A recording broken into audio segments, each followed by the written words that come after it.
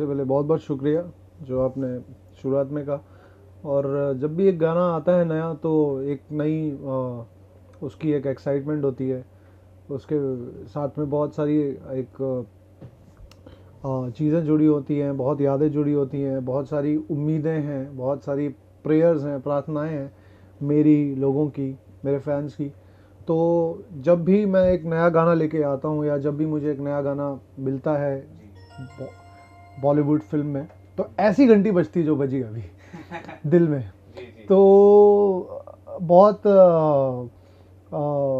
देर से मैं प्रीतम दा के लिए गाना चाहता था, और प्रीतम दा के वहाँ से जब मुझे कॉल आया इस गाने के लिए तो मैं बहुत एक्साइटेड था, बहुत नर्वस भी था थोड़ा, कि मुझे पहले काफ़ी सारे मैंने डेमोज गाए हैं उनके, और करीबन 10-11 साल से मेरी उनसे जान पहचान है प्रीतम दादा से, लेकिन कभी वो गाने में तब्दील नहीं हो पाया। तो मैं हमेशा बोलता था दादा कि एक कुछ करवाइए ट्राई, हमेशा मुझे हर गाने आपके जॉनर के, हर जो भी टाइप के होते हैं, चाहे वो रोमांटिक हो, सैड हो, डांस हो, पेपी हो, क्योंकि वो सारे गाने बनाते हैं और सारे गाने मोस्टली उनके सुपर हिट होते हैं। और इनका एक आशीर्वाद बोल सकते हैं ऊपर वाले का, कि कोई भी बड़ी फिल्म हो या छोटी फिल्म हो, इरिस्पेक्टिव ऑफ फिल्म और फिल्म के बजट को इरिस्पेक्टिव मद्देनज़र रखते हो या ना रखते हुए, म्यूज़िक जो होता है वो सुपर डुपर हिट होता है। तो मुझे कैसे भी करके प्रीतम दा के लिए गाना चाहिए था, और जब सामने से उनका कॉल आया अचानक से तो मुझे बहुत अच्छा लगा, और मैं बहुत ये दुआ कर रहा था कि गाना बहुत अच्छे से रिकॉर्ड हो जाए। शाम को पहुंचा जब गाना बजा, तो जाहिर सी बात थी कि जब गाना इतना एनर्जेटिक था और जो लिरिक्स हैं उसके वो इतने फ़न से भरपूर और सब मज़ेदार, कि तेरी अम्मी मेरी मम्मी, तेरे डैडी मेरे अब्बू, सारा फैमिली एंटरटेनमेंट हो रहा था। तो जाने मन आ जब ये आया तो बीच में मेरे को लगा कि ट्यून शायद इश्क पे सारे इल्जाम है सच्चे मैंने सोच लिए हैं, ये जो है ये एकदम ही क्रॉस एक ट्यून चली जाती है, एकदम सडन शिफ्ट है।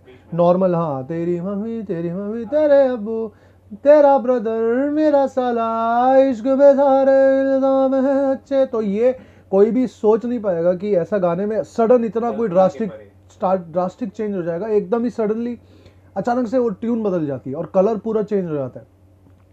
तो वो ऐसे सुर लगाए हैं उन्होंने कि मुझे पहले तो लगा दादा ये ट्यून ऐसी है कि कुछ ऐसे इसमें गड़बड़, तो बोले नहीं ऐसी ट्यून है, यही ट्यून बनाई है। तो मैंने कहा यार बहुत कुछ अलग है और बहुत मज़ा आएगा। कुछ अलग अलग जब चीज़ें होती है ट्यून में, जब सीधी सीधी धुन होती है तो गाने में इतना मज़ा नहीं आता एज अ सिंगर, और जब कुछ ऐसा अलग हो तो गाने में एक नई एक्साइटमेंट होती है। तो ये सारी चीज़ें जो थी वो ऐड होके मयूरपुरी साहब के इतने बेहतरीन लिरिक्स उन्होंने लिखे हैं इस गाने के कंटेक्स्ट के हिसाब से, गाने की जो डिमांड थी कि गोविंदा और करिश्मा कपूर वाली जो एक फ़ील है वापस से रीजनरेट करनी है। मैं तो रास्ते से जा रहा था, भेलपुरी खा रहा था, मेरी पैंट भी सेक्सी, मेरी शर्ट भी सेक्सी, और बाकी मैं हीरो नंबर वन तू मेरा। तो ये जो कलर था, ये जो पूरा ऑरा था, ये पूरा रिक्रिएट होना था। और मुझे बहुत बारीकी से बोला दादा ने कि जाने मन आह जो है वो एकदम आह वाला होना चाहिए। जब तुम बोलो तो सामने वाला जो है वो सच में बोले कि आह क्या आह है यार, आह जो है उसकी एकदम टकरा के चीर के फाड़ के दिल को निकल जानी चाहिए। तो ये बहुत बहुत ही अलग सा एक्सपीरियंस था, और मैं बहुत खुशनसीब हूँ, मैं समझता हूँ कि मुझे ये गाना मिला मुझे। चलिए आपने बताया बहुत खुश, बहुत अच्छा एक्सपीरियंस था। हम चाहेंगे हम भी एक एक्सपीरियंस ले लाइव जाने मना आता। जी बिल्कुल। तेरी अम्मी मेरी मम्मी, इसमें लड़के लड़की एक दूसरे को बोल रही है कि तेरी अम्मी मेरी मम्मी, तेरी तेरे अब्बू मेरे डैडी, तेरी मौसी मेरी खाला, तेरा ब्रदर मेरा साला, इश्क में सारे इल्जाम है सच्चे मैंने सोच लिए हैं जो नाम है अच्छे, 2 साल में होंगे तेरे बच्चे मेरे बच्चे, ठाना ठाना जाने मन आ कल लग जा, जाने मन आ जाने मन आ। टाणा जाने मन आ, टाणा गले लग जा, टाणा जाने मन आ आ आ। आप ज्यादातर क्लासिकल गाने गाने की तरफ आपका रुझान हमने सुना, हाँ जी। लेकिन वहां से हटकर इस तरह के हिट नंबर्स, ये इन गानों की तरफ आपका रुझान कैसे आ गया, मतलब अचानक से? हम जानते हैं कि 2012 से लेकर 2016 तक काफी आपका बहुत ही अच्छा ग्राफ रहा है, इसके बारे में कुछ बताइए, आपका रुझान कैसे रहा इन गानों की तरफ? गानों की तरफ मेरा रुझान तो तभी बन जाता है जब गाने के लिए मुझे बुलाया जाता है, जी क्योंकि जो गाना मुझे मिलता है तो मैं उसको अपना जो एक सबसे बेस्ट समझ के, और वही जो मेरे हाथ में है, जो मेरे पास है, जो मेरे सामने बज रहा है गाना, तो मेरे लिए वो धर्म की तरह हो जाता है कि मुझे निभाना ही है। मेरा ये एक रूल हो जाता है, और एक इतनी ज़रूरी हो जाती है वो चीज़ निभानी, एक एक एक कमिटमेंट की तरह, कि मुझे अगर इस चीज़ के लिए बुलाया गया है तो कुछ सोच के समझ के बुलाया होगा। और मुझे ना म्यूज़िक कंपोज़र को निराश करना है, ना मुझे लिरिसिस्ट को निराश करना है, ना मेरे को प्रोड्यूसर, डायरेक्टर, एक्टर, किसी को नहीं। मैं यही कोशिश करता हूँ कि जब मुझे माइक पे बुलाया जाए, जब मुझे गाने के लिए कोई भी, तो मेरी आवाज़ सुन के लोगों को ब्राइटनेस लगे, लोगों को अच्छा लगे, लोगों को खुशी हो। लोग अगर थोड़े भी एक मीडियोकर लेवल का म्यूज़िक एक्सपेक्ट कर रहे हैं तो वो ना करें, वो अपने लेवल को अपलिफ्ट हो जाए, और अब ये सोचें कि यार ये गाना तो जैसे हमने बनाया था, और जो गाना ये रिकॉर्डिंग के बाद निकला है ये तो कुछ अलग ही है। तो मेरी ये हमेशा कोशिश होती है कि मैं उसमें करने में सफल रहूं। I am successful in doing that, I always try for that, and I always believe कि अगर आप अपना 200% 100% डालते हैं तो वो आता ही है। And for every song, be it a classical based song, और be it a dance number, और be it a ghazal, rock song, romantic, sad, bhajan, आपको उस गाने की फील में घुसना होता है। जब तक गाने की फील में नहीं घुसेंगे, गाने का मतलब नहीं समझेंगे, गाना क्या कहना चाह रहा है, तो वो ना आप इधर के होंगे ना उधर के होंगे, फिर ना आपकी आवाज़ किसी को टच होगी, ना आपका जो आप कहने की कोशिश कर रहे हो वो सामने वाले तक पहुंचेगा। तो जब तक आप एक सच्चे भक्त की तरह, कि आप अगर साउथ के किसी मंदिर में जा रहे हैं, तो तिरुपति में जा रहे हैं, तो आपको वहाँ उसके लिए बाल एकदम अपने अर्पण करने होते हैं, तो आप वो एक नियम है, उस नियम के, हाँ, उस नियम के से हट के आप उसको लांघ के आप नहीं जा सकते हो। वो आपकी जो है, वो आपकी शिद्दत दिखाती है, वो आपका जो है वो डेडिकेशन दिखाता है भगवान के प्रति। और जैसे आप गुरुद्वारे में जाते हो तो आप अपने सर को ढके बगैर नहीं जाते हो, मंदिर में भी जाते हो तो आप अपना रुमाल रखते हो, साफ़ा पहनते हो गुरुद्वारे में, जब मस्जिद में आते हो तो टोपी पहनते हैं, वो जो नमाज की टाइम पे जो सब लोग जाते हैं, जो अपना सर ढक के, तो एक जो कायदा होता है वो कायदे के हिसाब से सारी चीज़ चलती है। तो अगर जाने मन उस फील में घुस के ना गाऊं कि एक इंसान है, एक लड़का है जो अपना प्यार एक लड़की को एक्सप्रेस कर रहा है, लेकिन बहुत ही अनोखे ढंग से, और सबसे बहुत ही खुले ढंग से कर रहा है, उसको किसी की शर्म नहीं है, उसको किसी की परवाह नहीं है कि इश्क में सारे इल्ज़ाम है सच्चे, मैंने सोच लिया जो नाम है, चल बात कर, अभी 2 साल में होंगे तेरे बच्चे, हो जाए, ख़त्म कर बात, आ जा। मतलब ना इसमें कोई रिक्वेस्ट है, ना इसमें कोई कोई है कि यार प्लीज़ यार कर ले यार, ऐसा कुछ नहीं है। तेरी शॉपिंग का सारा बोझ उठाऊंगा, पहले से बता रहा हूँ, डेली बच्चों को स्कूल लेके जाऊंगा, एनिवर्सरी को भूल जाऊंगा, कहो मंजूर है क्या, तो बात कर। तो ये एटीट्यूड है गाने का, तो ये एटीट्यूड सिंगर को लाना ही पड़ता है।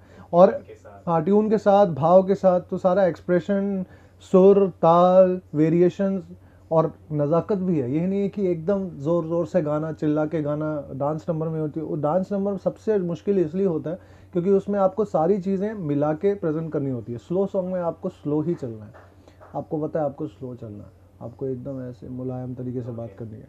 लेकिन फास्ट सॉन्ग में आपको ऊपर जाके एकदम नीचे आता है। जैसे यही गाना है, ये यारों की पार्टियों को छोड़ आऊंगा, मेरी हर एक्स का दिल तोड़ आऊंगा, तेरी कुर्ती के बटन जोड़ लाऊंगा। तो ये नज़ाकत है ना कि यार तेरी कुर्ती के बटन में जोड़ लाऊंगा, लेकिन मेरी हर एक्स का दिल तोड़ आऊंगा, इसकी ऐसी की तैसी, और यारों की पार्टियों को छोड़ आऊंगा तेरे लिए, यार क्या तू सब कुछ है। तो ये एक बहुत ही इम्पॉर्टेंट चीज़ है जो सिंगर्स कई बार मिस करते हैं, कि आप सिर्फ लिरिक्स को देखते हो, सिर्फ ट्यून को पढ़ते हो, लेकिन लिरिक्स को बोलना नहीं है, लिरिक्स को अंदर से एकदम महसूस करके बाहर निकालना है। अच्छा, हमारे इंडस्ट्री के सबसे बड़े सुपरस्टार कहे जाने अक्षय कुमार, हाँ जी, सलमान खान, हाँ जी। उनके लिए आपने गाना गाया जी। है, आपके लिए कितना खास रहा उनके लिए गाना? बहुत बड़ी चीज़ है मेरे लिए, और मेरे करियर में मैं अगर देखूं कि खिलाड़ी मुझे, का भी शुरुआत हाँ की। मुझे नहीं, मुझे मेरी शुरुआत थी गोगो गोविंदा से, हाँ, गोविंदा। जो ओ माय गॉड का गाना था, प्रभुदेवा, सोनाक्षी, अक्षय सर भी थे उसमें। बट अक्षय पाजी, फिर संजय दत्त, संजू बाबा, सलमान भाई, जी हाँ, और अजय देवगन, इन लोगों के लिए गा के, अमिताभ बच्चन सर को कैसे भूल सकते हैं, हर हर गंगे में, हर हर गंगे गाया था मैंने भूतनाथ रिटर्न्स में। आमिर जी के लिए मैंने गाया था सत्यमेव जयते में, खेलें, जो एक एंथम था, राम संपत जी का म्यूज़िक था। तो मेरी ये खुशनसीबी है, मेरी एक ये इच्छा थी कि मैं अपना जितना कंट्रीब्यूशन, जितना म्यूज़िक ने मुझे दिया है, मैं वो म्यूज़िक को दे सकूं। और अलग अलग, जब विविध प्रकार के, अलग अलग विभिन्न प्रकार के कंपोजर्स मुझसे अलग अलग टाइप के गाने गवाते हैं, तो मुझे अच्छा लगता है, क्योंकि मैं दे सकता हूँ, मेरे अंदर बहुत कुछ है देने के लिए, जो कि एक सिंगर की हमेशा एक ख्वाहिश होती है कि यार मेरे को सिर्फ एक ही तरीके के गाने मत गवाओ, क्योंकि मैं गा सकता हूँ, और आप मुझे ट्राई तो करो। तो मेरी हमेशा ये कोशिश होती है कि मैं जो भी जोन है उसको, एक जोन को पकड़ के ना चलूँ, एक सेफ जोन ना बना के चलूँ, कि मेरे को मालूम है कि डांस नंबर में तो मेरे 17 डांस नंबर, 18 डांस नंबर आ गए, अब मैं डांस नंबर ही गाऊंगा, उससे मेरी पूरी जो है ज़िंदगी चल जाएगी, अच्छे से शोज़ मिलेंगे, पैसे कमाए जाएंगे, बहुत मज़ा आएगा। लेकिन मेरे को चैलेंजेस बहुत अच्छे लगते हैं, और मेरे को सीधा रास्ता, अच्छा सरल रास्ता कभी अच्छा नहीं लगता, क्योंकि चैलेंजेस नहीं है उसमें, उसमें आप अपने आप को प्रूव नहीं कर सकते हो, क्योंकि बहुत सब चीज़ें हैं आपको अपने अंदर से बाहर निकालने के लिए। और म्यूज़िक, मुझे पता है कि मैं जितने अभी गाने गा चुका हूँ, उसमें मेरा बेस्ट, अभी भी बहुत सारा कुछ है जो मुझे करना है, मैंने कुछ भी नहीं किया अभी। जितने भी गाने आए हैं, मैं बोलता हूँ ऊपर वाले की ब्लेसिंग है कि मुझे ऐसे गाने मिले, क्योंकि मैंने कभी भी, जब मैंने म्यूज़िक की शुरुआत की थी, कॉलेज में गाना शुरू किया था, मैंने कभी नहीं सोचा था कि मैं ऐसे गाने गाऊंगा। गोगो गोविंदा, हुक्का बार, प्रेम लीला, जाने मन, और जितने भी बीच में आशिक मिजाज, शौकीन्स का, हर हर गंगे, ये सारे पेपी और सब जो हैं फुल जोश के साथ, एकदम एनर्जी के साथ गाने वाले हैं एकदम। तो मैंने कभी नहीं सोचा था, क्योंकि मैं हमेशा लव सॉन्ग्स और सूफ़ी, जो सूफियाना जिसमें रंग होता है, क्लासिकल बेस्ड गानों के प्रति मेरा बहुत ही नेचुरल सा झुकाव था। तो मैं यही चाहता हूँ कि मुझे अब ऐसे गाने भी मिले जिसमें मैं और अपने आप को जो है व्यक्त कर सकूँ। हाल ही में एक आपका सलमान का के साथ एक गाना आया था, जो आजकल पार्टी ही नहीं, भक्ति अगर हो, पूजा पाठ वहाँ भी स्ट्रीम जी हाँ, जी। जाएंगे वो सुनना। होने दे आज हल्ला, देखे गली मोहल्ला, चाहत के माथे चंदन का टीका, है राम सीता इसमें, शर्मो हया की रस्में, जिनमें मोहब्बतों का तरीका, सीखेगी छोरी और सीखेगा छबीला, हे हे हे हे हे, हाँ, सीखेगी छोरी और सीखेगा छबीला, राम सिया की देखो निराली है प्रेम लीला, प्रेम लीला। Very nice sir, very nice. Thank you. Singing, entertainment industry तो हो गया आपका, वहाँ से हटकर आप पॉलिटिक्स में भी चले गए हैं, इसके बारे में बताइए। नहीं है यार, अभी तक तो पॉलिटिक्स में गया नहीं हूँ फिलहाल, और पॉलिटिक्स बहुत दूर है मेरे समझ से। बट हाँ, मुझे मोदी जी के लिए गाने का मौका मिला, जी, बीजेपी, अच्छे कैसे दिन आपको आने गाना वाले, मिला? अच्छे दिन आने वाले हैं। कि जो कंपोजर्स हैं, पंकज अवस्थी, वो बहुत अच्छे मित्र हैं मेरे, he is one of those composers जिनके साथ मैंने अपना करियर, बोल सकते शुरुआत की थी। मैंने एडवर्टाइजमेंट्स और जिंगल्स गाते गाते मैं यहाँ पे इंडस्ट्री में आया था, शुरुआत मेरी वही हुई। फिल्म सॉन्ग तो बहुत बाद में हुए, पहले मैंने बहुत जिंगल्स गाए, तो जिंगल्स काफ़ी हम लोग करते थे रिकॉर्ड, तो तब से मैं उनको जानता हूँ, करीबन हो गए 9-10 साल हो गए उनको जाने में। तो तब उन्होंने अचानक से एक दिन फ़ोन किया कि यार एक ऐसा बीजेपी का सॉन्ग है, इलेक्शन कैंपेन सॉन्ग है, जो लोग वो बहुत प्रमोट करने वाले हैं, और अगर उनको पसंद आ गया तो वो टीवी, रेडियो, इंटरनेट, हर जगह वो लोग उसको बम्बार्ड करने वाले हैं। तो मैंने मैंने it was just like another song कि मतलब ये भी एक गाना है, जैसे मैं फिल्म का गाना करता हूँ, एल्बम का गाना करता हूँ या कोई ऐसा सॉन्ग करता हूँ, तो कोई डिफरेंशिएशन नहीं होती है कि यार ये फिल्म का गाना है ना तो इसमें ज़्यादा जान लगाऊंगा, ये एल्बम का गाना है ना तो थोड़ा कम लगाऊंगा, और ये एक जिंगल है ना तो यार इसको तो मैं ऐसे ही कैजुअली गा दूंगा, ये कभी नहीं आता मेरे दिल में। तो मैं हर गाने को उतनी सीरियसनेस के साथ अप्रोच करता हूँ। तो वो भी मेरे लिए बहुत इंपॉर्टेंट गाना था, और काफ़ी लंबा गाना था वो, 5-6 उसके अंतरे थे, क्योंकि गरीबों की होगी भलाई, किसान, बेटी बचाओ, ये बहुत सारे जो पहलू जितने भी हमारे कंट्री के, प्रोग्राम्स हैं उनके। जितने कंट्री के हमारे इश्यूज हैं हमारे देश के, तो वो चीज़ों को एड्रेस करके कि ये है वो है, बेरोज़गारी कम होगी, रोज़गार मिलेगा लोगों को, और शिक्षा जो है उस पर ध्यान दिया जाएगा, महिलाओं की शिक्षा। तो ये बहुत परिपूर्ण गाना था अपने आप में, कंप्लीट सॉन्ग था, और ये लोगों को बहुत कनेक्ट हुआ जी जी। कि हम मोदी जी को लाने वाले अच्छे दिन आ रहे, क्योंकि एक लोगों को चेंज चाहिए था गवर्नमेंट में बहुत टाइम से, और मैं बहुत खुशी हुई मुझे कि जब लोगों ने कहा कि यार ये गाना बहुत ऐसा चल रहा है, ऐसा चल रहा है, हर 30 सेकंड में रेडियो पे सुनाई दे रहा है, टीवी पे आ रहा है, नेट पे खोलो तो उसकी एड्स आ रही हैं। तो ये बहुत एक अच्छा मेरे एक्सपीरियंस था मेरे को गाने के लिए। तो कोई कॉम्प्लीमेंट या फिर कोई रिएक्शन आपको मोदी जी से मिला हो, कुछ मोदी शेयर जी करना के हो? लिए तो हम जब गाना ये बन रहा था, गाना बना के उनको जब गाना तैयार हुआ तो गए थे हम लोग दिल्ली में, हम लोग पूरी कंपोज़र जो टीम थी, पीयूष पांडे जी जो हैं, उनको अवार्ड मिला इसके लिए, मेरे ख्याल से मैं if I am not wrong Padma Shri या ऐसा कुछ अवार्ड मिला उनको, पद्म भूषण, और बहुत बड़े नाम हैं पीयूष पांडे एड इंडस्ट्री के। तो उनको उनके साथ ये हम उन्होंने ये जो प्रोजेक्ट था उनके पास था, और ये हमसे फिर पंकज जी को दिया, और फिर मुझे पंकज जी ने बुलाया, और हम लोग फिर पूरी टीम बजा के गाने को कंपोज करके हम लोग दिल्ली लेके गए, पूरी टीम को सुनाया हमने। तो मोदी जी को भी तो उन्होंने सुनाया था, और हम मिले थे थोड़े टाइम के लिए, तो उन्होंने कहा था बहुत अच्छा है, आप लोगों ने बहुत जी जान से कंपोज किया है और गाया है, तो ऑल द बेस्ट कहा उन्होंने। तो हमने कहा सर ऑल द बेस्ट तो आपको है, और हम पूरी यकीन के साथ कह सकते हैं कि आप जो हैं वो विजय होंगे। और वही हुआ कि जब विजय होने वाले थे, जब एग्जिट पोल्स आ गए, तो एग्जिट पोल्स के बाद विक्ट्री एंथम है, तो विक्ट्री एंथम भी बनाना था, कि उनको पता चल चुका था कि अभी जीत रहे हैं, 48 घंटे बाद वो रिजल्ट आने वाला है। तो वो जो गाना था वो 24 घंटे में कंपोज हुआ, 24 घंटे उसी में रिकॉर्ड हुआ, उसी में प्रोग्राम हुआ, उसी में मिक्स हुआ, उसी में मास्टर हुआ, और उसी में डिलीवरी हुई। तो मैं हाँ, वो वाला जो सेकंड वाला गाना था विक्ट्री एंथम, कि हाँ, अब खुशियाँ अब खुशियाँ बसाने वाले हैं, अच्छे दिन आने वाले हैं, हम मोदी जी को लाने में। तो मोदी जी जब आ गए थे सत्ता में, जब जीते थे, तो सबसे पहले उन्होंने ट्विटर पे जो चीज़ ट्वीट की थी वो ये थी कि आप सबकी विजय हुई है, विजय विजय विजय गीत, ये रहा विजय गीत। तो वो जो विजय गीत था अच्छे दिन आने वाले के बाद जो 24 घंटे के अंदर बना था, क्योंकि वो डेडलाइन थी हमें कि हमको करना ही करना है।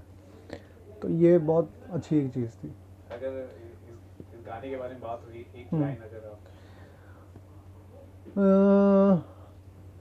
हम मोदी जी को, हम मोदी जी को, हम मोदी जी को लाने वाले हैं, अच्छे दिन आने वाले हैं, हो अच्छे दिन आने वाले हैं। अच्छा अमन जी, अभी आपका नेक्स्ट अपकमिंग प्रोजेक्ट क्या है? किन चीज़ों पर अब आगे आपका रुझान रहेगा, और किस तरह के गाने आप गाने वाले हैं? हम जानते हैं कि आपने मल्टीपल लैंग्वेजेस में भी गाने जी गाए हाँ, हैं। जी हाँ। बॉलीवुड की अगर खासतौर पर बात की जाए तो कौन से? अभी कल ही मैं मेरा एक उड़िया फिल्म का, एक मीमांसा एक उड़िया फिल्म है, उसमें एक गाना आया है, डूंग डूंगा गाना है, गाने का नाम है। तो जैसे आपने कहा कि मल्टीलिंगुअल, तो मैंने बहुत कोई गाया है, और अभी बहुत कुछ बॉलीवुड में भी बहुत ऐसे ऐसे इंटरेस्टिंग सॉन्ग्स आ रहे हैं मेरे, जो मेरे करियर के लिए, मेरे प्रोफाइल के लिए बहुत इंपॉर्टेंट है। क्योंकि जैसे कि कह रहा था मैं कि फास्ट सॉन्ग्स तो बहुत गा दिए अब, लेकिन मुझे जो दूसरा जॉनर है, मुझे उसमें अपने आप को जो है वो प्रूव करना है, और उसमें अपने आप को और निखारना है, और उसमें गाने मुझे और चाहिए, ताकि लोगों को भी पता चले कि मैं अलग अलग तरीके से जो है गानों को व्यक्त कर सकता हूँ। तो एक फादर फिल्म है, फादर नाम की फिल्म है जिसमें नरेंद्र झा जो शाहिद कपूर के डैड बने थे हैदर में। हाँ नरेंद्र जानते हैं। हाँ, तो नरेंद्र झा जी की एक फिल्म आ रही है, हाँ अच्छा। उसमें मैंने एक बहुत खूबसूरत बहुत बेहतरीन गज़ल है एक वक्त फुर्सत, जी वो गाई है, और वो मेरी उम्मीद है बहुत जल्दी रिलीज़ होगी। एक फिल्म है हैंग्ड टिल डेथ, ओके। इसमें याकूब मेमन जो है उनकी लाइफ पे बेस्ड है, इंस्पायर्ड। तो उसमें 2 गाने हैं, काफ़ी सेंसिटिव टॉपिक है वो, लेकिन गाने बहुत, म्यूज़िक बहुत उसका कमाल है। और दिल्ली कांड करके एक फ़िल्म है जो निर्भया केस था उसके ऊपर, उसमें भी एक गाना है। 2 फिल्में बन रही है सेम टॉपिक पे, लेकिन 2 अलग अलग प्रोजेक्ट्स हैं, तो ये दोनों प्रोजेक्ट्स में एक एक गाना है मेरा। सोशल इश्यूज ज़्यादा है। सोशल इश्यूज़ हैं और ज़्यादा, और दिल साला सन की एक बहुत ही कॉमेडी और एक्शन कॉमेडी फिल्म है जिमी शेरगिल की, उसमें एक पंजाबी गाना है, पंजाबियों नू मार गए पंज चस्के। और उसके अलावा बहुत सारे अनटाइटल प्रोजेक्ट्स हैं, गाए बहुत हैं मैंने। अभी क्या होता है ना कि जब तक रिलीज़ नहीं होती है फिल्म या प्रोजेक्ट, जब तक रिलीज़ के 1 महीने 25-20 दिन पहले नहीं पता चल जाता है, तो प्रोड्यूसर के वहाँ से कोई खबर नहीं आती कि भैया रिलीज़ हो रही है फिल्म। चलिए अमन जी, आपका बहुत बहुत मैं आभारी मानता हूँ कि आपने शुक्रिया। हमसे बात किया, और जिस तरह से आप गाने हिट पे हिट हमारी इंडस्ट्री को, हमारे ऑडियंस को देते जा रहे हैं, थैंक यू, आगे फ्यूचर में भी आप देते रहेंगे। Thank thank you you, so much for talking to us. thank wish you. You all the best. Thanks a thank you lot, sir. Thanks a lot, thanks.